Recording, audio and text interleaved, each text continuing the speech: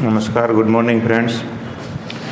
વિજ્ઞાન અને ટેકનોલોજીના પાઠ નંબર 2ના એસિડ બેઝ ક્ષારના લેક્ચર નંબર 5ની અંદર આજે આપણે મળ્યા છીએ.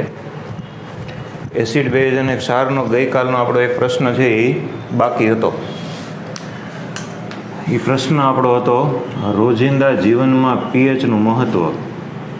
એ આપણે ગઈકાલે જોયું હતું. રોજિંદા જીવનમાં પીએચનું મહત્ત્વ શું હોય છે. રોજિંદા જીવનમાં પીએચના મહત્ત્વની અંદર આપણે એક મુદ્દો એનો જોયો હતો કે સજીવોના અસ્તિત્વમાં પીએચ. એ મુદ્દો આપણે જોઈ ગયા હતા. સજીવોના અસ્તિત્વમાં પીએચ એ મુદ્દો આપણે અહીંયા પહેલાં લખી નાખીએ કે સજીવોના અસ્તિત્વમાં પીએચ.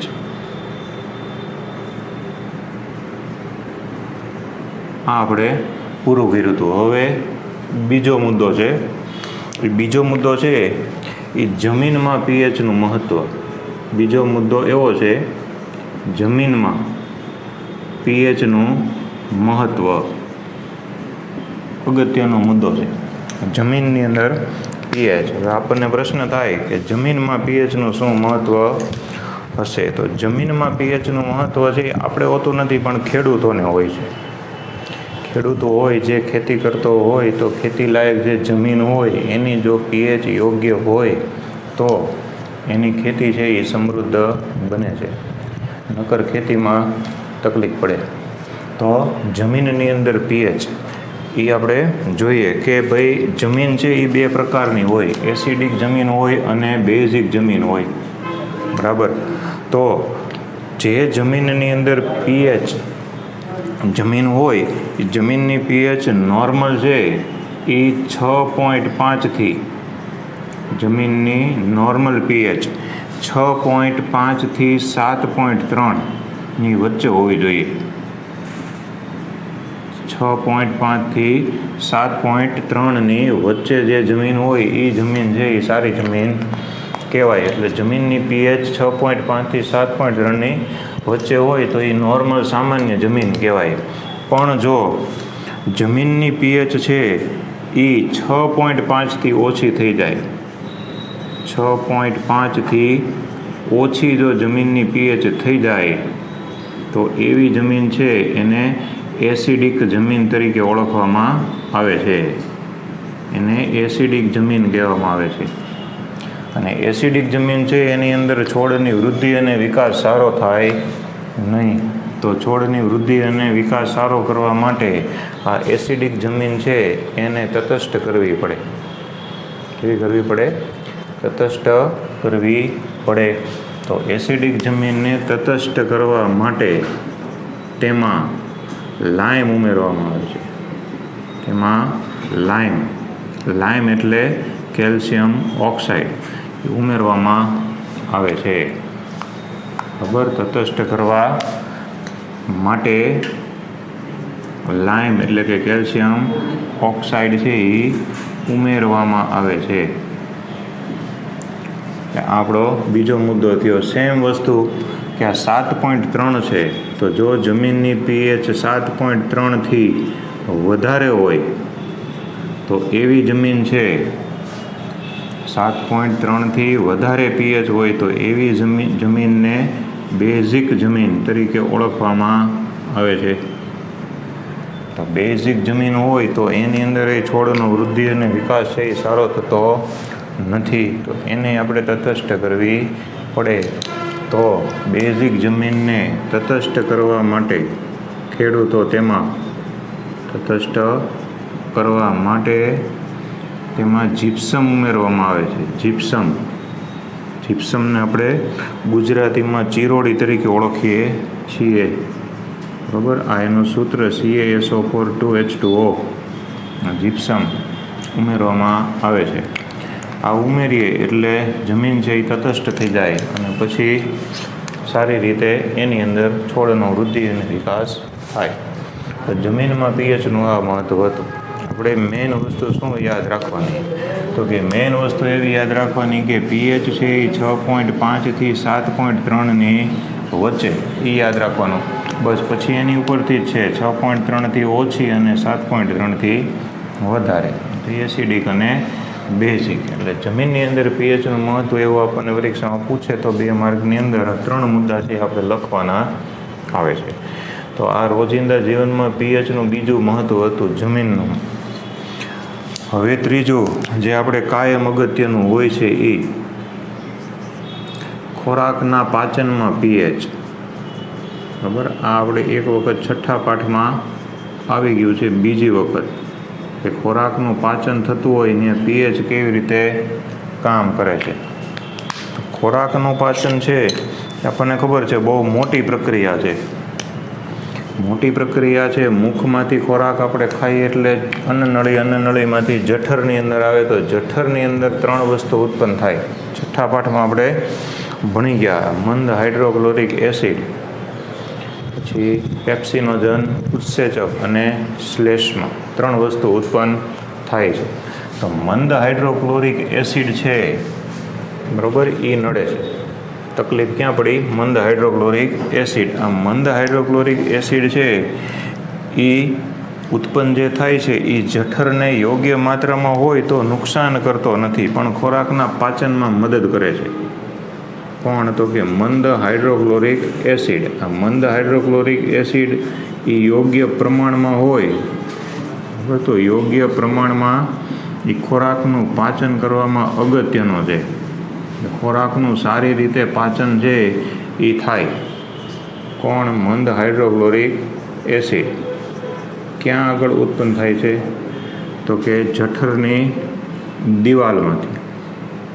જઠરની દિવાલમાંથી. એટલે આખા પાચન તંત્રની અંદર આપણે જોયું હતું કે ખોરાક છે એ અન્નનળીમાંથી જઠરમાં જાય તો આખા પાચન તંત્રના બધા અંગોમાંથી સૌથી વધારે સમય માટે ખોરાક જઠરની અંદર રોકાય છે. બરાબર, 2.5 થી 3 કલાક સુધી ખોરાક જઠરની અંદર જ હોય. જઠરમાં જે વલોવાની પ્રક્રિયા થાય એમાં મંદ હાઇડ્રોક્લોરિક એસિડ ખૂબ અગત્યનો.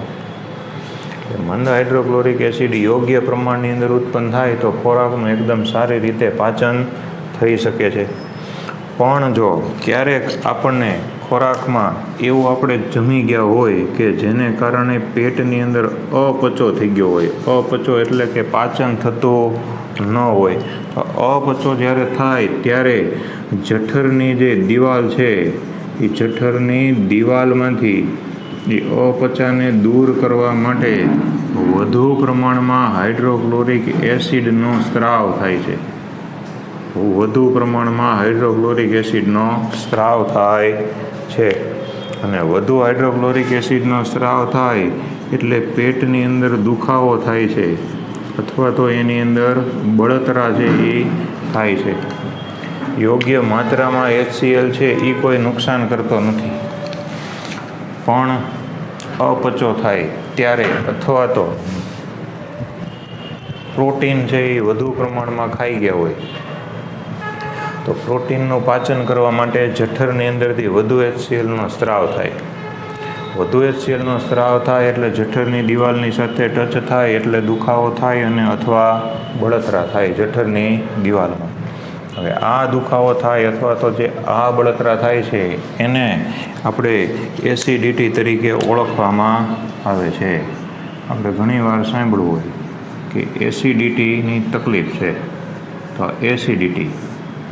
હવે એસિડિટી એવી વસ્તુ છે કે એનો કોઈ કાયમી ઈલાજ નથી, ટેમ્પરરી ઈલાજ મળી રહી. બરાબર, એસિડિટીનો કોઈ કાયમી ઈલાજ છે નહીં કે ભાઈ આ વસ્તુ ખાય એટલે એસિડિટી કાયમ માટે હોઈ જાય. કારણ કે આપણે જઠરની રચનાની વાત કરી હતી ત્યારે કીધું હતું કે શ્લેષ્મનું એક પડ હોય. નાનપણની અંદર જો આપણે તીખું, તળેલું, મરચાંવાળું બધું ખાઈ ગયા હોય તો એ શ્લેષ્મનું પડ છે એ નાશ પામે છે. નાશ પામે એટલે આ મંદ HCl જઠરની દિવાલને સીધો ટચ થાય છે. નાનપણમાં ખોરાકનું ધ્યાન રાખવું હોય તો એ મંદ HCl છે એ જઠરની દિવાલને ટચ થતો નથી, કારણ કે શ્લેષ્મનું પડ અખંડ હોય. બરાબર, એટલે એ એકવાર તૂટી જાય પછી વધારે HCl ઉત્પન્ન થાય એટલે એ જઠરની દિવાલને સ્પર્શ કરવાનો, અને એસિડ સ્વભાવે દાહક હોય છે, આપણે જાણીએ છીએ. એટલે એસિડિટીનો પ્રોબ્લેમ થાય છે. તો એસિડિટી એટલે શરીરની અંદર એસિડનું પ્રમાણ વધવું. તો એસિડનું પ્રમાણ ઘટાડવા માટે આપણે એની બેઝિક પદાર્થનો ઉપયોગ કરવામાં આવે તો એસિડિટીનો શમન થાય. બરાબર, આપણે ઈનો એવું સાંભળવું, બરાબર, એવી એડવર્ટાઈઝ આવે, ઈનો એસિડિટી ગોન, ઈનો ઓન. તો એ એસિડિટીનું શમન કરવા માટે બેઝિક પદાર્થો છે ઉપયોગમાં લેવામાં આવે છે. એટલે એના ઉપચાર માટે, એસિડિટીના ઉપચાર માટે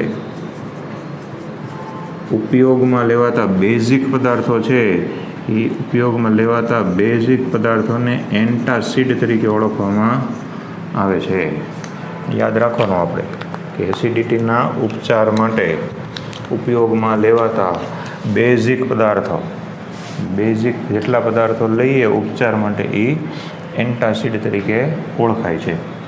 આમ આખું નામ એન્ટી એસિડ છે, પણ એન્ટાસિડ તરીકે એને ટૂંકમાં મેડિકલ સાયન્સની ભાષાની અંદર ઓળખે છે કે એન્ટાસિડ એટલે એસિડિટીના ઉપચાર માટે લેવાતા બેઝિક પદાર્થો. બરાબર છે, એટલે આ પદાર્થો છે એન્ટાસિડ, એને ગુજરાતીમાં પ્રતિ એસિડ પદાર્થો તરીકે પણ ઓળખવામાં આવે છે. પ્રતિ એસિડ પદાર્થ, પ્રતિ એસિડ એટલે એસિડના વિરોધી પદાર્થો. પ્રતિ એસિડ એ કામ શું કરે તો કે જે વધારાના એસિડનું, એટલે એસિડ જે ઉત્પન્ન થયો એ વધારાનો જો એસિડ છે એ વધારાના એસિડનું એ તટસ્થીકરણ કરે છે.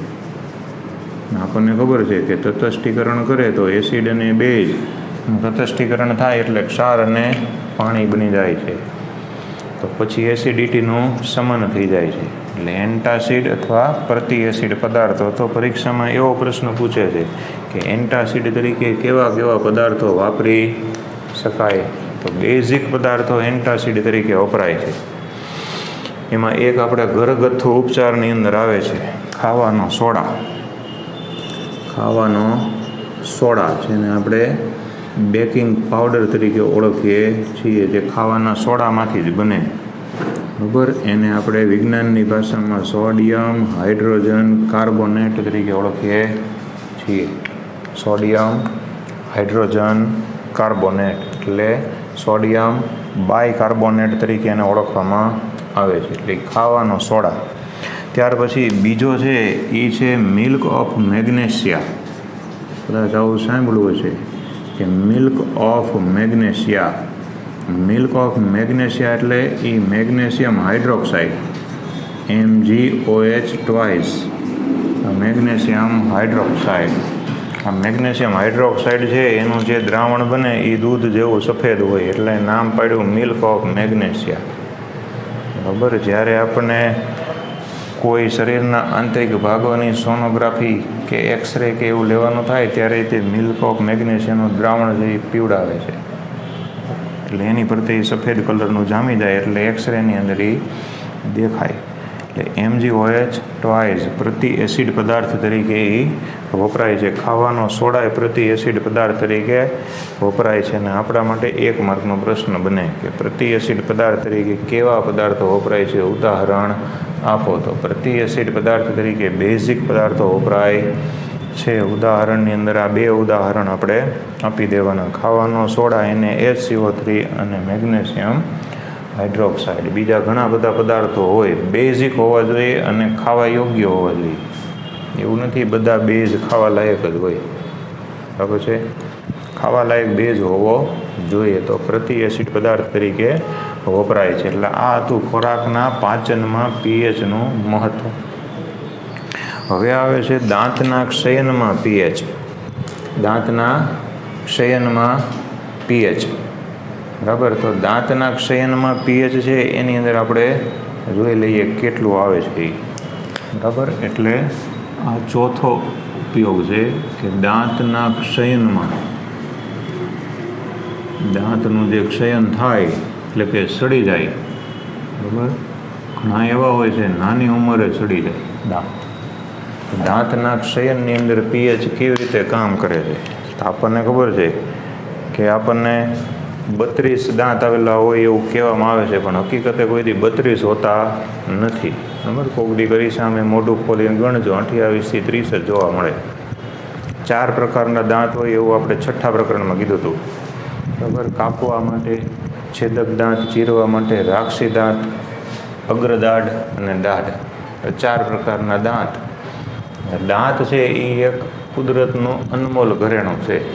બરાબર, નાના હોય ત્યારે દૂધિયા દાંત ભગવાન આપે, પછી દૂધિયા વયા જાય એટલે પાકા દાંત આપે. એ પાકા જો વયા જાય તો પછી કાંઈ આવતું નથી, તો પછી કૃત્રિમ દાંત, ચોકઠું જેને કહીએ એ. બરાબર, તો દાંત બહુ અગત્યની વસ્તુ છે. શયન થાય કઈ રીતે, બહુ કઠિન વસ્તુ હોય છે દાંત. આપણે અમુક વસ્તુ છે એ જોજો હાથેથી નહીં ખુલે તો માણસ મોઢામાં નાખીને દાંતેથી ખોલે. બરાબર, ઢાંકણું તે. બરાબર, આ માર્કરમાં જ એકવાર એવું એક સાહેબને સાય પૂરવા દીધી તો આમ હાથેથી ન ખુલ્યું તો દાંતેથી ખુલ્યું. દાંત આવું પકડ જેવું કામ કરે. એકવાર પકડાઈ જાય એટલે એ મૂકે નહીં. તો હવે આવો મજબૂત દાંત હોય તોય તે એની અંદર શયન થાય ને સડી જાય તો એનું કારણ શું? બરાબર, તો શયનની અંદર pH કામ કરે છે. તો કોઈ પણ કુદરતી દાંત હોય એ દાંતની ફરતે એકદમ મજબૂત, જોરદાર એવું મજબૂત એક પડ આવેલું હોય. બરાબર, એ પડ છે એને કેલ્શિયમ ફોસ્ફેટ અથવા ઇનેમલનું પડ કહેવાય. બરાબર, કેલ્શિયમ ફોસ્ફેટ અથવા ઇનેમલનું પડ. ઇનેમલ, આ ઇનેમલનું પડ છે એ ખૂબ જ મજબૂત હોય. સૂત્ર એનું નામ કેલ્શિયમ ફોસ્ફેટ. કેલ્શિયમ ફોસ્ફેટ અને સૂત્ર એનું Ca3PO4 ટ્વાઇસ એનું સૂત્ર થાય. આનું પડ હોય હાઈ ક્લાસ. તો આપણું જે મુખ હોય છે તે મુખની અંદર જે pH છે એ pHનું મૂલ્ય જે છે એ 5.5 કરતાં ઓછું થાય ત્યારે તકલીફ ઊભી થાય છે. પહેલા મુદ્દામાં એ યાદ રાખવાનું કે જ્યારે આપણું મુખ હોય, બરાબર, એ મુખની અંદરની જે pH છે એ pH એ 5.5થી ઓછી થાય ત્યાં સુધી વાંધો આવતો નથી. પણ મુખની pH ઘટે, pH ઘટી અને 5.5 કરતાં ઓછી થઈ જાય તો એ એસિડિક બને છે. આપણે વાત કરી હતી ગઈકાલે સજીવના અસ્તિત્વમાં pH, કે સજીવ છે એ 5 થી 5.8 સુધીનો આપણે ફેરફાર pHનો સહન કરી શકે મનુષ્ય. અહીંયા pH 5.5થી જો ઓછી થઈ જાય, બરાબર, તો એ એસિડિટી વધી જાય છે. એસિડિકતા વધી જાય એટલે આ કેલ્શિયમ ફોસ્ફેટ ઇનેમલનું પડ જે પાણીથી ધોવાતું નથી, કોઈ પણ વસ્તુથી ધોવાતું નથી, પણ આ ઇનેમલના પડને નુકસાન થાય છે. ક્યારે નુકસાન થાય તો કે 5.5થી ઓછી pH જો મુખની થઈ જાય તો ઇનેમલનું પડ છે એને નુકસાન થાય છે. અને નુકસાન થાય છે એટલે આ 5.5થી ઓછી pH વાળા મુખની અંદર દાંતનું ક્ષયન એટલે કે દાંતનો સડો એ ચાલુ થાય છે. બરાબર, તો હવે કેલ્શિયમ ફોસ્ફેટનું પડ ઇનેમલનું હોય એ દાંતની અંદર આવેલું જ હોય. આપણે ક્યારેક એસિડવાળું કે કોઈ ખટાશવાળી વસ્તુ ખાઈએ ત્યારે દાંતની અંદર આપણને આમ તમતમાટી ઉપડે. ઠંડુ ખાઈએ તો એ દાંતની અંદર તકલીફ ઊભી થાય, વાઇબ્રેશન આવે. યા પડ હોય એટલે નકર એવું જો ઠંડુ ખાધું હોય અથવા તો એવું ખાટું ખાધું હોય તો એ પડી જાય. બરાબર, એટલે દાંતનો સડો છે એ ઇનેમલને કારણે અટકે છે, પણ pH ઘટી જાય એટલે દાંતનો સડો શરૂ થાય છે. તો આપણને એમ થાય કે ભાઈ રેગ્યુલર ખોરાક જ હોય તો ભાઈ pH કેવી રીતે મુખની ઘટે? પ્રશ્ન એ થાય મુખની pH કેવી રીતે ઘટે? તો જ્યારે કોઈ પણ ખોરાક ખાઈએ છીએ ત્યારે જો એ ખોરાકનો કણ છે, ખોરાકનો કણ, બરાબર, એ દાંતની અંદર ભરાઈ જાય. દાંત હોય એની અંદર કોઈ પણ ખોરાક છે એ ખોરાકનો કણ છે એ ભરાઈ જાય, બરાબર, તો એને કારણે શું થાય છે? એ નીકળે નહીં. આમ તો મોટા ભાગે નીકળી જાય છે, કારણ કે જીભને ખબર પડે કાંઈ કાંઈક હલવાયેલું છે એટલે જ્યાં સુધી નીકળી ન જાય ત્યાં સુધી એને મજા આવે નહીં, એ કાઢીને જંપે. પણ અમુક વખતે એવું થાય કે એ કણ ભરાઈ જાય તો એ નીકળે નહીં, બરાબર. આવું મોટા ભાગે રાત્રે આવું બને છે, કારણ કે રાત્રે આપણે જમીને કલાક 2 કલાકની અંદર ઊંઘી ગયા હોય ને પછી ખોરાકનો કણ દાંતની અંદર ભરાઈ જાય તો એ દાંતની અંદર એનો સડો ચાલુ થાય છે. અને સડો ચાલુ થાય એટલે સડવા માટે અગત્યની વસ્તુ કઈ તો કે બેક્ટેરિયા. એટલે બેક્ટેરિયા એની અંદર ઉત્પન્ન થાય છે. બેક્ટેરિયા ઉત્પન્ન થાય એટલે દાંતમાં જે ખોરાકનો કણ ભરાઈ ગયો છે, બરાબર છે, એ મુખની અંદરનું જે પીએચ છે એ પીએચનું પ્રમાણ જે 5.5 છે એ 5.5થી ઘટાડી દે છે. 5.5થી પીએચ છે એને શું કરે છે? ઘટાડે છે. ઘટાડે એટલે ઇનેમલના પડનો સત્યાનાશ થઈ જાય છે. એટલે દાંતની પડતેથી રક્ષણાત્મક કવચ છે એ નીકળી જાય છે. પીએચ ઘટે છે અને પીએચ ઘટે છે એટલે એની અંદર આ જે ખોરાકનો કણ છે જે બેક્ટેરિયા, બરાબર, એ બેક્ટેરિયા છે એ એમાં શર્કરા ઉત્પન્ન થાય છે. શર્કરાનું વિઘટન થાય છે. વિઘટનને કારણે એસિડ ઉત્પન્ન થાય છે. બેક્ટેરિયા છે એ ખોરાકના કણની અંદર જે શર્કરા આવેલી હોય, બરાબર, એ શર્કરાનું વિઘટન કરે છે. અને શર્કરાનું વિઘટન કરે અને વિઘટનને કારણે એસિડ ઉત્પન્ન થાય છે. અને આ એસિડ ઉત્પન્ન થાય એ એસિડ મુખની પીએચ 5.5થી ઘટાડે છે. 5.5થી ઘટે એટલે દાંતનું ક્ષયન છે એ શરૂ થઈ જાય છે, બરાબર. દાંતનું જે ક્ષયન છે એ શરૂ થઈ જાય છે. જો આટલી અગત્યની વસ્તુ હતી, આટલું મજબૂત હતું, પણ બગડ્યું શેને કારણે? તો કે એક કુટેવને કારણે બગડ્યું. જો આપણને જેમાં પછી મુખ સાફ કરવાની ટેવ હોય અથવા તો કોગળા કરવાની ટેવ હોય તો મુખની અંદર આવી એકેય વસ્તુ દાંતમાં ભરાઈ શકે નહીં. ભરાઈ ન શકે તો આવો કોઈ પ્રોબ્લેમ છે એ જિંદગીભર થતો નથી, બરાબર. એટલે જેમાં પછી મુખ સાફ કરવાની ટેવ પાડવી, તો દાંત છે એ બહુ અગત્યની વસ્તુ છે. અગત્યની એટલા માટે છે કે કોઈને જો દાંતની કોઈ તકલીફ થઈ હોય અને ડૉક્ટર પાસે જઈને પછી એની જે પ્રતિક્રિયા આપણે જોઈ હોય તો આપણને બહુ દુઃખ થાય. ઓલાને તો થતું જ હોય, આપણને થાય. એટલી ખતરનાક પ્રક્રિયા હોય છે. દાંતના ડૉક્ટર છે એ બધું હથોડીને પકડને એવા બધા સામાન વાપરે, અને જે એ દાંત કાઢવાની અને દાંતની અંદર જે એ હોલ પાડે ને ડ્રીલ કરે ને રૂટ કેનાલ ને એવું બધું કરે, બહુ અઘરી વસ્તુ છે. એક જ ટેવ ખાલી કે જેમાં પછી કોગળા કરો એટલે ડૉક્ટર તમારાથી દૂર રહે. એટલે પીએચ 5.5 કરતાં મુખની કોઈ દી ઓછી થઈ જવી જોઈએ નહીં, તો દાંતનું ક્ષયન શરૂ થાય છે. 5-6 વાક્ય આની અંદર લખવાના, બરાબર છે. આ જે મેં મુદ્દા લખ્યા એની પરથી વાક્ય બનાવીને તમારે લખવાના. એટલે દાંતના ક્ષયનની અંદર પીએચ બોર્ડની પરીક્ષામાં એક વખત એ પૂછાઈ ગયું છે. એટલે કોઈ પણ ટૂથપેસ્ટ હોય છે, આપણા ઘરે કોઈ પણ ટૂથપેસ્ટ હોય છે જે આપણે સવારમાં ઉપયોગ કરીએ છીએ, એ બધા ટૂથપેસ્ટ છે એ કાયમ બેઝિક સ્વભાવના જ હોય છે. કોઈ ટૂથપેસ્ટ કોઈ કે દંતમંજન એ કોઈ દિવસ એસિડિક હોતા નથી, બરાબર. પછી આયુર્વેદવાળા હોય કે નોન આયુર્વેદિક હોય, ગમે એ હોય, પણ ટૂથપેસ્ટ કાયમ બેઝિક સ્વભાવ ધરાવતા હોય છે. એટલે આ યાદ રાખવાનું, ટૂથપેસ્ટ હોય કે કોઈ પણ પ્રકારનું દંતમંજન છે એ બેઝિક સ્વભાવ ધરાવે. એટલે એસિડ જે ઉત્પન્ન થયો હોય એ એસિડનું તટસ્થીકરણ કરી અને એ એસિડનું આ 5.5થી પીએચને ઓછી ન કરે, બરાબર છે, વધારે કરી નાખે. એસિડનું તટસ્થીકરણ થઈ જાય. તટસ્થીકરણ થઈ જાય એટલે દાંતનો સડો અટકે છે. એટલે દાંત સાફ કરવા માટે વપરાતા બધા દંતમંજન અથવા ટૂથપેસ્ટનો સ્વભાવ બેઝિક રાખવામાં આવે છે. એ ઉપર જો પીએચનું પ્રમાણ છે એના રેપર ઉપર લખેલું હોય છે, બરાબર. અત્યારે બધા ટૂથપેસ્ટવાળા લખે છે. તો આ ચોથા નંબરનું હતું, દાંતના ક્ષયનની અંદર પીએચ જીવનની અંદર એ ઉપયોગી હતું.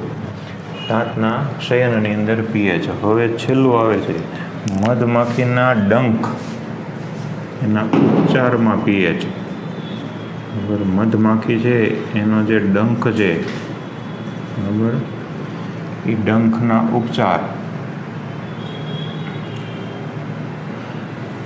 મધમાખી છે એ ડંખની અસર, મધમાખીના ડંખની અસર એમાં પીએચનું મહત્વ.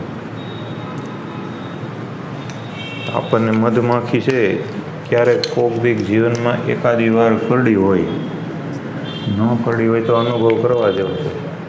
ખબર કે મધમાખી બે પ્રકારની હોય. પેલી લાલ કલરની ફ્રૂટ ઉપર ઉડતી હોય એવી માખી આવે, બીજી ઓલી મોટી મોટી આવે. મોટી માખીનો કોઈ ચાળો કરવો નહીં. નાની હોય ફ્રૂટ ઉપર ઉડતી હોય એ જો કરડી જાય તો બહુ વાંધો આવતો નથી. હવે શું થાય તો કે આપણને ખબર હોય કે જે જગ્યાએ મધમાખી કરડે, મધમાખી આપણને જે જગ્યાએ ડંખ મારે, બરાબર, એટલે ડંખ મારે એટલે શું થાય તો કે ડંખ મારે એટલે આપણે શું કરીએ, જેને કરડી હોય એને ખબર હોય કે ડંખ મારે એટલે જે જગ્યાએ ધારો કે ડંખ લાગી ગયો તો ડંખની અંદર લાળ હોય, લાળને આપણે કાઢી નાખીએ. કાઢીને આપણને એમ કહે ભાઈ ગારો ચોપડી માટી ભીની કરી, એટલે ભીની માટી લગાડી દઈએ એટલે ડંખની અંદર રાહત થાય, પણ એકદમ બળતરા થાય, સોજો ચડી જાય. બરાબર, મધમાખીના ડંખને કારણે એકદમ સોજો ચડી જાય છે અને બળતરા થાય છે. તો જ્યારે મધમાખી આપણને ડંખ મારે ત્યારે આપણા શરીરની અંદર એક એસિડ છે એ દાખલ કરી દે છે. આ એસિડ છે એને મેલેટિન તરીકે ઓળખવામાં આવે છે. 26 એમિનો એસિડ ધરાવતો એસિડ મેલેટિન એ આપણા શરીરની અંદર એ દાખલ કરી દે. દાખલ કરી દે એટલે તરત જ તે જે ભાગની અંદર એસિડની અસર ઘટી, જે ભાગની અંદર એસિડની અસર થઈ હોય તે ભાગ શરીરનો જે છે એમાં પીએચ છે એ ઘટી જાય છે. પીએચ એકદમ ઘટી જાય છે અને એ ભાગ છે એ એસિડિક બની જાય છે. એ ભાગ એસિડિક બની જાય છે. એસિડિક બની જાય એટલે એ ભાગની અંદર બળતરા થાય, સોજો ચડે એવું આપણને જોવા મળે છે અને ખૂબ જ દુખાવો થાય છે. હવે તેના ઉપર બેઝિક પદાર્થ એટલે જે જગ્યાએ મધમાખી કરડી હોય, બરાબર, ત્યાં કોઈ ખાવાનો સોડા બીજી વાર ઉપયોગ આવ્યો, બરાબર. આપણા ઘરની અંદર એક હાથ વગું સાધન છે NaHCO3. આનું જો દ્રાવણ બનાવવામાં આવે પાણીમાં લઈ, એ દ્રાવણને જો જે જગ્યાએ સોજો ચડ્યો હોય એને લગાડવામાં આવે તો આ જે એસિડ છે એ એસિડનું આ પ્રતિ એસિડ તરીકે ક્ષાર અને પાણી એટલે કે તટસ્થીકરણ કરી નાખે છે. તટસ્થીકરણ કરી નાખે એટલે તરત જ આપણને દુખાવો અથવા સોજો ચડ્યો હોય એ મટી જાય છે. ગારો જે લગાડીએ એની કરતાં ઝડપી કામ આપે. કેમ તો કે આપણે શરીરની અંદર મધમાખીએ એસિડ દાખલ કર્યો છે. આપણે ઉપરથી પ્રતિ એસિડ પદાર્થ એટલે કે બેઝિક પદાર્થનું દ્રાવણ લગાડ્યું છે એટલે એસિડ અને બેઝની પ્રક્રિયા થાય, ક્ષાર અને પાણી બની જાય એટલે વધારાના એસિડનું તટસ્થીકરણ થઈ જાય છે. આવી રીતે મધમાખીનો ડંખ એવી રીતે કોઈ એવું હોય કે એને કોઈક દીક લાલ કીડી કરડી હોય. જો કીડી બે પ્રકારની હોય, લાલ હોય ને કાળી હોય. લાલ કીડી કરડી જાય, કાળી કીડી કોઈ દી કરડી હોય એવું આપણે સાંભળ્યું નથી. લાલ કીડી કરડે ત્યારે એને ડંખ પડી જાય છે, ખંજવાળ આવે છે, બળતરા થાય છે. તો એવું કેમ થાય? એટલે લાલ કીડી જ્યારે કરડે ત્યારે આપણા શરીરની અંદર એ ફોર્મિક એસિડ નામનો એક એસિડ દાખલ કરે છે. Formic acid. આ ફોર્મિક એસિડ છે એને મિથેનોઇક એસિડ પણ કહેવામાં આવે છે. બરાબર, આપણે ચોથા પાઠની અંદર જોશું ત્યારે હું પાછો પૂછીશ. મિથેનોઇક એસિડ, ફોર્મિક એસિડ એ દાખલ કરે. એસિડ દાખલ થઈ જાય એટલે સેમ પ્રોસેસ, પીએચ ઘટે, એ શરીરનો ભાગ એસિડિક થઈ જાય, દુખાવો થાય, ખંજવાળ આવે. મટાડવું હોય તો એક જ ઉપાય, સોડિયમ બાયકાર્બોનેટ NaHCO3નું દ્રાવણ તમે એની જ્યાં ડંખ પડ્યો હોય એને લગાડી દો એટલે વધારાનો એસિડ છે એનું સમન થઈ જાય, તટસ્થીકરણ થઈ જાય, ક્ષાર અને પાણી બની જાય છે અને દુખાવો મટી જાય છે. અને લાલ કીડી જેવું જ એક વનસ્પતિ આવે છે એને કવચ તરીકે ઓળખવામાં આવે છે. કવચ નામની વનસ્પતિ છે એ જંગલની અંદર થાય છે. જ્યારે જંગલની અંદર કોઈક ટ્રેકિંગ કરવા કે આંટા મારવા ગયા હોય અને એના જે પર્ણો છે એ પર્ણો છે એ આપણા શરીરની હારે ઘસાય, બરાબર છે, શરીર પર એ પર્ણો ઘસાય ત્યારે એની અંદર સેમ પ્રોસેસ થાય છે કે આપણા શરીરની અંદર એ આ ફોર્મિક એસિડ અથવા મિથેનોઇક એસિડ છે એ આપણા શરીરની અંદર એ દાખલ કરે છે. ફોર્મિક એસિડ કે મિથેનોઇક એસિડ દાખલ કરે એટલે શરીરનો એ ભાગ છે એ આખો એસિડિક થઈ જાય છે. અને એસિડિક થઈ જાય છે એટલે આપણા શરીરની ઉપર દાહક અસર છે એ ઉપજાવે છે, એટલે કે બળતરા થાય છે. અને આ એસિડનું શમન કરવું હોય તો ફરીથી ઉપાય કયો હતો કે ખાવાનો સોડા, એનું થોડુંક દ્રાવણ બનાવી અને જે જગ્યાએ આ એસિડ આવ્યો હોય અથવા તો ફોર્મિક એસિડનું જ્યાં આગળ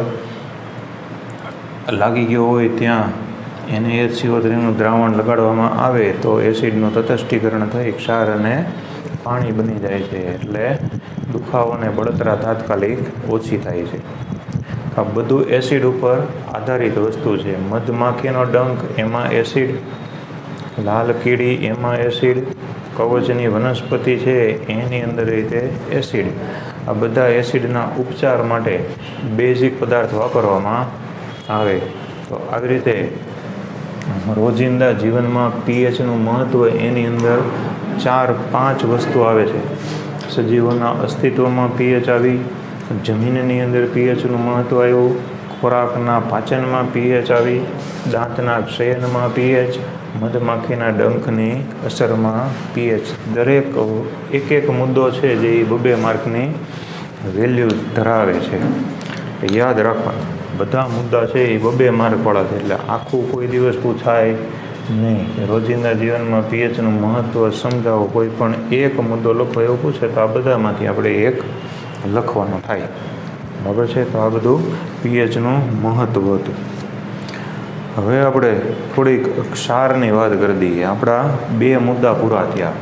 બરાબર? એસિડનો મુદ્દો પૂરો થયો, બેઝનો મુદ્દો પૂરો થયો. હવે થોડીક જે બાબતો આવે છે એ ક્ષારની આવે છે. તો ક્ષારની વાત કરી દઈએ કે ક્ષાર છે એ કેવો હોય છે અને કેવી રીતે. તો આપણને ક્ષારની બનાવટ આવડે છે. બનાવટ આપણે જોઈએ કે કોઈ પણ એસિડ હોય એની બેઝ હારે જ્યારે રાસાયણિક પ્રક્રિયા થાય છે એટલે ક્ષાર બને છે.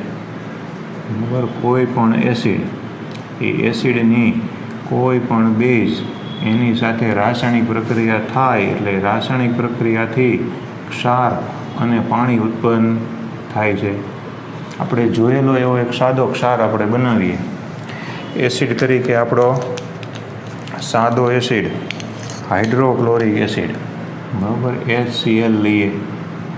અને બેઝ તરીકે આપણો સાદામાં સાદો બેઝ NaOH લઈએ. તો આજે આપણે અહીંયા ઓલા નામ લખ્યા નથી, સતત 3-4 લેક્ચરથી લખતા હોય તો હવે આવડી જવા જોઈએ 5 એસિડ અને 5 બેઝના નામ.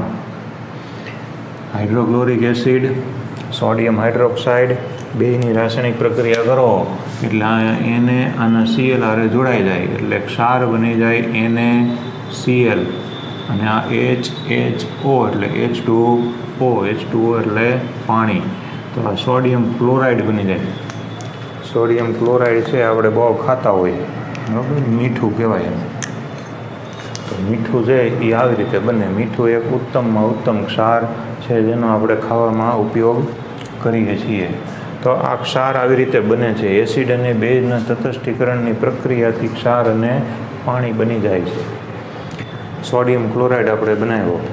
આ જે ક્ષાર છે એ ક્ષારને આખું એક ફેમિલી છે, બરાબર. એ ફેમિલીને તમે ઓળખી જાઓ તો કોઈ પણ ક્ષારનું સૂત્ર યાદ રાખવું પડતું નથી. જેવી રીતે આપણે મનુષ્યની અંદર એ ફેમિલી હોય, બરાબર, અટક હોય, બરાબર. જેમ કે એક અટક હોય તો એ અટકની અંદર કેટલાય લોકો આવતા હોય. આમ સામાન્ય રીતે ભાગ પાડેલા હોય. મોટો સમુદાય હોય તો કે ભાઈ વાણિયા, તો ભાઈ દરેક પ્રકારના વાણિયા આવી જાય. પછી બ્રાહ્મણ તો બધા પ્રકારના બ્રાહ્મણ આવી જાય. પટેલ તો બધા પ્રકારના પટેલ આવી જાય. દરબાર તો બધા પ્રકારના દરબારો આવી જાય. એમ આખા સમુદાય હોય, ફેમિલી. એમ આ ક્ષારની અંદર અમુક ફેમિલી છે. ફેમિલીને આપણે ઓળખી જાય તો પછી કોઈ પણ ક્ષારનું કોઈ પણ સૂત્ર છે એ યાદ રાખવાની જરૂર પડતી નથી, બરાબર. તો 4 થી 5 ફેમિલી બહુ અગત્યના છે. પહેલું ફેમિલી છે એનું એ ક્લોરાઇડ ફેમિલી છે. કેવું ફેમિલી? Chloride family. ફેમિલીના નામ આપણે યાદ રાખીએ. Chloride family. આપણે જે અત્યારે અહીંયા બનાવ્યો સોડિયમ ક્લોરાઇડ, એ એનો એક ક્લોરાઇડ ફેમિલીનો મેમ્બર છે. બરાબર. ત્યાર પછી બીજા 4-5 એની અંદર ફેમિલીઓ આવે છે. એક ફેમિલી છે એ આવે છે સલ્ફેટ ફેમિલી. કેવો? Sulphate family. Chloride family, sulphate family. એક આવે છે કાર્બોનેટ ફેમિલી. કાર્બોનેટ. એક બાયકાર્બોનેટ ફેમિલી. જાણીતા ફેમિલીના આપણે નામ લખ્યા છે. Chloride family, sulphate family, carbonate, dicarbonate. પછી અમુક છે એ નાઇટ્રેટની અંદર આવે છે. બરાબર. પણ આપણે નાઇટ્રેટ ફેમિલી લખતા નથી. આ 4 ફેમિલી આપણે રાખીએ. ક્લોરાઇડ, સલ્ફેટ, કાર્બોનેટ, બાયકાર્બોનેટ, આ બધા એના ફેમિલી છે. આપણે તો શું કરવાનું હતું કે આપણે ખાલી ધાતુ જ એની હારે જોડવાની. ધારો કે આપણે કોઈ સોડિયમ ધાતુ લીધી અહીંયા, સોડિયમ ધાતુ. બરાબર. તો સોડિયમ ધાતુ છે એની હારે ક્લોરીનને જોડી દઈએ. જો અહીંયા આગળ ધારો કે સોડિયમ ધાતુ લીધી, તો હવે બધા સોડિયમના ક્ષાર બને. ક્યાં બને? તો કે અહીંયા સોડિયમ છે એ ક્લોરીન હારે જોડાય એટલે એક બને સોડિયમ ક્લોરાઇડ.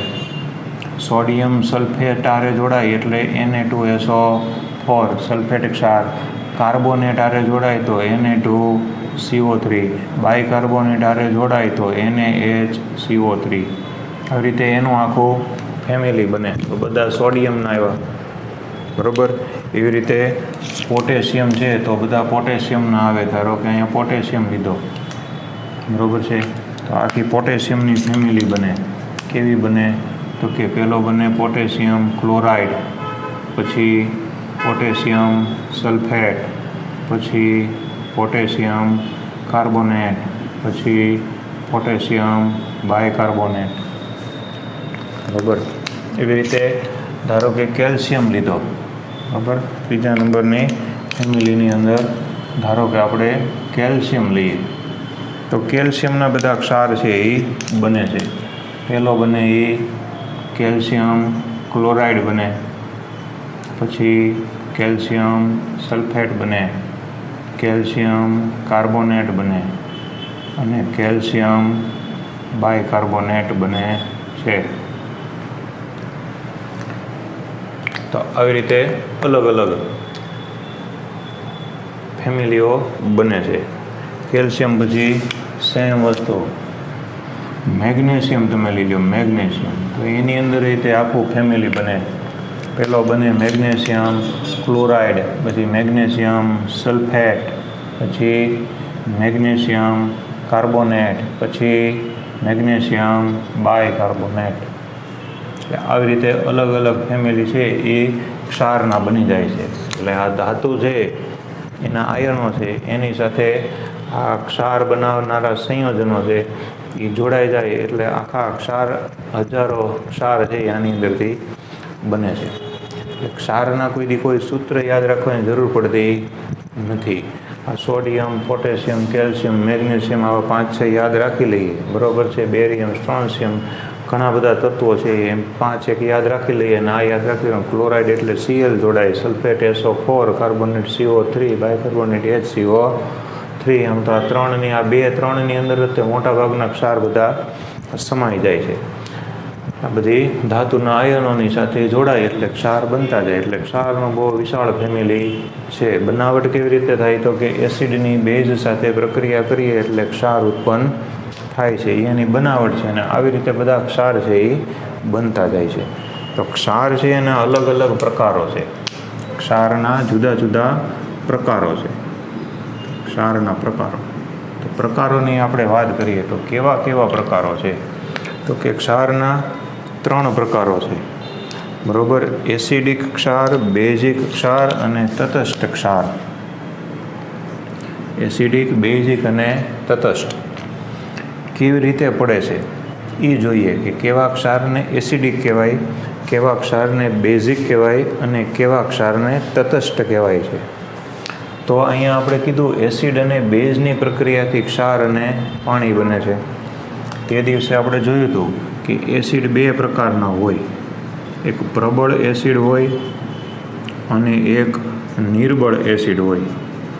પ્રબળ એસિડ અને નિર્બળ એસિડ આ બે પ્રકારના એસિડ હોય.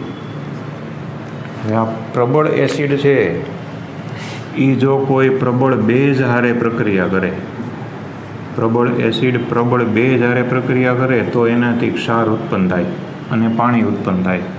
એ રીતે નિર્બળ એસિડ છે એ તે કોઈ પ્રબળ બેઝની હારે રાસાયણિક પ્રક્રિયા કરે તો એનાથી ક્ષાર અને પાણી ઉત્પન્ન થાય છે. પ્રબળ એસિડ પ્રબળ બેઝ, નિર્બળ એસિડ પ્રબળ બેઝ. હવે એવી રીતે અહીંયા આગળ ફરીથી આપણે લખીએ પ્રબળ એસિડ, અને પ્રબળ એસિડ છે એ કોઈ નિર્બળ બેઝની હારે રાસાયણિક પ્રક્રિયા કરે તો એનાથી પણ ક્ષાર ઉત્પન્ન થાય છે. અને એવી જ રીતે ચોથા નંબરે કોઈ નિર્બળ એસિડ હોય, કોઈ નિર્બળ એસિડ, એ નિર્બળ એસિડ છે એ નિર્બળ બેઝની સાથે રાસાયણિક પ્રક્રિયા કરે તો એના કારણે તે ક્ષાર ઉત્પન્ન થાય છે. તો ચાર રીતે ક્ષાર ઉત્પન્ન થાય. પ્રબળ એસિડ પ્રબળ બેઝની પ્રક્રિયાથી ક્ષાર ઉત્પન્ન થશે, નિર્બળ એસિડ પ્રબળ બેઝની પ્રક્રિયાથી ક્ષાર ઉત્પન્ન થશે, પ્રબળ એસિડ નિર્બળ બેઝથી ક્ષાર ઉત્પન્ન થશે અને નિર્બળ એસિડ નિર્બળ બેઝથી ક્ષાર ઉત્પન્ન થશે. ચાર રીતે ક્ષાર ઉત્પન્ન થાય. તો અહીંયા આગળ પ્રબળ કોણ છે, બીજી પ્રક્રિયા આપણે જોઈએ તો પ્રબળ કોણ છે, તો બીજી પ્રક્રિયામાં પ્રબળ છે એ બેઝ છે. તો અહીંયા જે ક્ષાર ઉત્પન્ન થાય એ ક્ષાર જે ઉત્પન્ન થયો એનો જે સ્વભાવ છે એ બેઝિક સ્વભાવનો ક્ષાર ઉત્પન્ન થાય છે. કેવો ક્ષાર? બેઝિક. બીજી પ્રક્રિયા જોઈએ તો આની અંદર પ્રબળ કોણ છે, તો કે પ્રબળ એસિડ છે. તો એનાથી જે ક્ષાર ઉત્પન્ન થાય એ ક્ષાર એસિડિક હોય છે. બરાબર. ત્રીજી પ્રક્રિયા જોઈએ આપણી તો આમાં એસિડ એ પ્રબળ છે, બેઝ એ પ્રબળ છે, બંને પ્રબળ છે. આ પ્રક્રિયા હાઇડ્રોક્લોરિક એસિડ એ પ્રબળ, સોડિયમ હાઇડ્રોક્સાઇડ એ પ્રબળ. તો ઉત્પન્ન થતો ક્ષાર છે એ ક્ષાર તટસ્થ હોય છે. ઉત્પન્ન થતો ક્ષાર તટસ્થ હોય છે. આ પ્રક્રિયાની વાત કરીએ તો આમાં બેમાંથી એકેય પ્રબળ છે નહીં. તો એનાથી ઉત્પન્ન થતો ક્ષાર છે એ ઉભય ગુણધર્મી હોય છે. ઉભય ગુણધર્મી એટલે એસિડિક સ્વભાવે ધરાવે, બેઝિક સ્વભાવે ધરાવે. અનુકૂળતા પ્રમાણે જેવો સ્વભાવ ધરાવવો હોય એવો એ ધરાવી શકે છે. પીએચના લેવલે વાત કરીએ આપણે, બરાબર. તો તટસ્થ જે હોય છે, જે ક્ષાર તટસ્થ હોય છે એ તટસ્થ ક્ષાર છે એની જે પીએચ છે એ આપણે 7 ગણીએ છીએ. બેઝિક હોય છે એ બેઝિક ક્ષારની પીએચ છે એ 7 કરતાં વધુ હોય છે. એસિડિક ક્ષાર છે એની પીએચ છે એ 7 કરતાં ઓછી હોય છે. અને ઉભય ગુણધર્મીમાં 7 પીએચનું કોઈ મહત્ત્વ નથી, કારણ કે એ જ્યારે એસિડિક તરીકે વર્તે ત્યારે એની પીએચ 7 કરતાં ઓછી થઈ જાય, અને બેઝિક તરીકે વર્તે ત્યારે એની પીએચ 7 કરતાં વધી જાય. એટલે અહીંયા એસિડ કે બેઝ કોઈ લખવાની કોઈ જરૂરિયાત રહેતી નથી. તો આવી રીતે બેઝના એસિડિક કે બેઝિકના આધારે પ્રકારો, કે જે પ્રકારનો પ્રબળતા જેની હોય, એસિડની પ્રબળતા હોય તો એસિડિક ક્ષાર બને, બેઝની પ્રબળતા હોય તો બેઝિક ક્ષાર બને છે. પીએચ આપણે જાણીએ છીએ કે 7 પીએચને તટસ્થ કહીએ છીએ, 7 કરતાં ઓછી પીએચને એસિડિક, 7 કરતાં વધુ પીએચને આપણે બેઝિક કહીએ છીએ. અને =7 હોય, =7 તો એને આપણે તટસ્થ કહીએ છીએ. તો આવી રીતે ક્ષારના જુદા જુદા પ્રકારો છે એ 4 પ્રકારો હતા. હવે આપણી જે ટેક્સ્ટ બુક છે એની અંદર સામાન્ય ક્ષાર છે એની અમુક બનાવટ છે, અને બનાવટ થઈ અને પછી એ કેવી રીતે ઉત્પન્ન થાય છે એના વિશેનું જોવાનું છે. તો દરિયાનું પાણી છે એની અંદર આ બધા પ્રકારના ક્લોરાઇડ ક્ષાર છે મોટા ભાગના એ દરિયાના પાણીની અંદર આવેલા હોય છે. દરિયાનું જે પાણી હોય એમાં એ બધા ક્ષાર છે એ જોવા મળે છે. Sodium chloride, potassium chloride, sodium bromide, potassium bromide, magnesium bromide, iodide. Iodide એક ક્ષાર હોય, એવી રીતે અહીંયા આ છે એવી રીતે બ્રોમાઇડ, આયોડાઇડ બધા ક્ષાર હોય છે. આપણે અગત્યના 4 લખેલા છે, તો એ દરિયાના પાણીની અંદરથી ઉત્પન્ન થાય છે. બરાબર. તો બીજા અગત્યના 4 થી 5 પદાર્થો આ પાઠની અંદર છે કે જેની બનાવટ આવે છે, એની અંદર ઉત્પન્ન થતા પદાર્થોના ગુણધર્મ આવે છે, એના ઉપયોગ આવે છે. બરાબર. 4 કે 5 પદાર્થોની અંદર છે. બરાબર. એ 5 પદાર્થો છે એ પરીક્ષાની અંદર 1-2 પદાર્થ છે એની અંદરથી પૂછાઈ જાય છે, કારણ કે આ પાઠની વેલ્યુ 6 માર્કની છે. બરાબર. એટલે એ બધા પદાર્થો છે એ 1 by 1 એક પછી એક સ્ટેપ વાઇઝ આપણે શીખવા પડે. બરાબર. તો એ ભવિષ્યમાં એટલે કે નેક્સ્ટ લેક્ચરની અંદર આપણે એ જોઈ લેશું. બરાબર. તો આજનો લેક્ચર આપણે અહીંયા પૂરો કરીએ છીએ. તમારે 3 પ્રશ્ન કરવાના. રોજિંદા જીવનમાં પીએચના ઉપયોગો, બરાબર, મહત્ત્વ, પછી આ ક્ષાર કઈ રીતે બનાવે છે એની આખી પ્રોસિજર છે એ લખીને યાદ રાખવાની. આની ઉપરથી પ્રશ્ન પૂછાઈ શકે. અહીંયા આપણને આની ઉપરથી બધા 1 માર્કના પ્રશ્ન પૂછાય કે કેવા પ્રકારનો ક્ષાર એસિડિક હોય, કેવા પ્રકારનો ક્ષાર બેઝિક હોય, એસિડિક ક્ષારની પીએચ, બેઝિક ક્ષારની પીએચ કઈ રીતે બને, ઉદાહરણ આપો.